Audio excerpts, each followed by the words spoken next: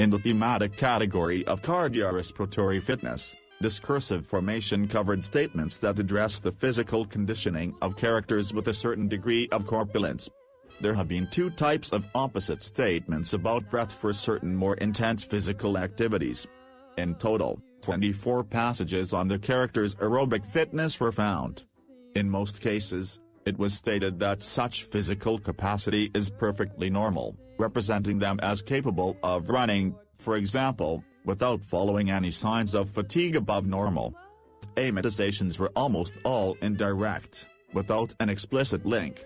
There was a tendency to increase the frequency of occurrence of the steam over the analyzed period, as well as a tendency to increase the number of statements that associated a lack of breath to such characters after intense efforts. To illustrate this category, excerpts from 6 films were selected. In his first, from the short film Jupiter's Thunderballs, from 1903, by Georges Méliès, there is the character of the king of the gods represented with artificial filling in the trunk. Commonly, in mythology, Jupiter was represented like that, fat, also because of the size of the planet.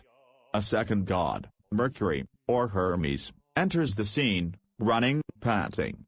This representation is also consistent with mythology and the speed of translation of the planet. Mercury runs around Jupiter, who tries to keep up with him, doing a stationary run, but very quickly shows signs of tiredness, leaning on his knees and placing his hand on his chest. Therefore, there is the representation of a fat man with low aerobic fitness. In the second film, Charles Chaplin's The Adventurer, 1917, the burly policeman sleeps and lets the prisoner, represented by Chaplin, escape. Then, a chase begins, which is then followed by another, thin policeman. The fat man runs without difficulty, following the same step as his companion, but both are unable to capture the fugitive.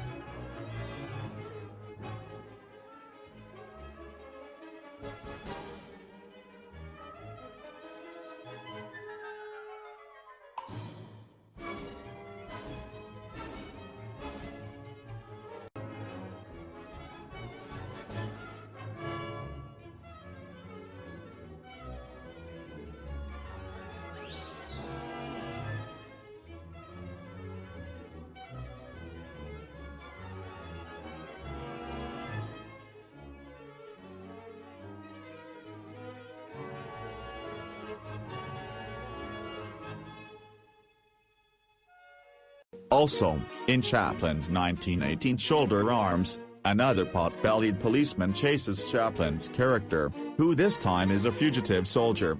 He runs without difficulty, without showing signs of aerobic ineptitude, despite not being able to catch the enemy.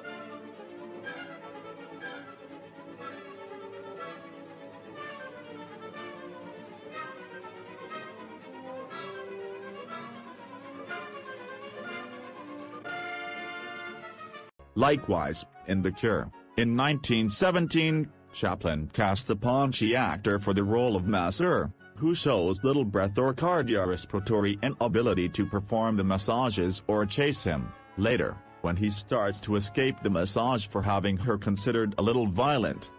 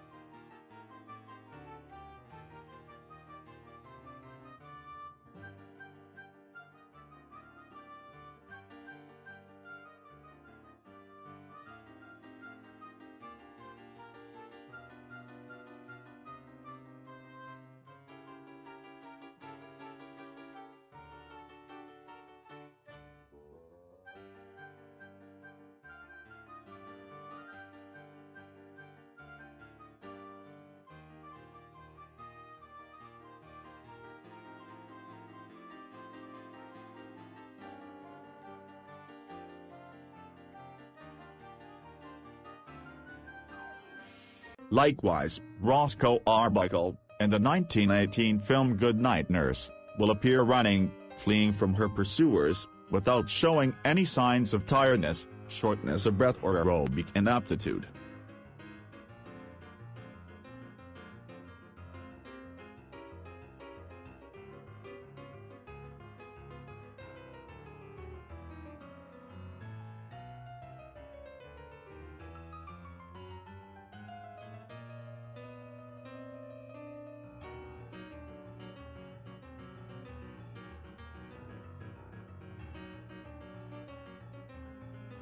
Finally, in the opposite way, like Beales, Griffith will associate his burly character with shortness of breath in the 1928 film The Battle of the Sexes. In a first section, the character Judson decides to exercise in his room. He performs some exercises and very quickly shows signs of extreme tiredness, lying on the floor and then in bed.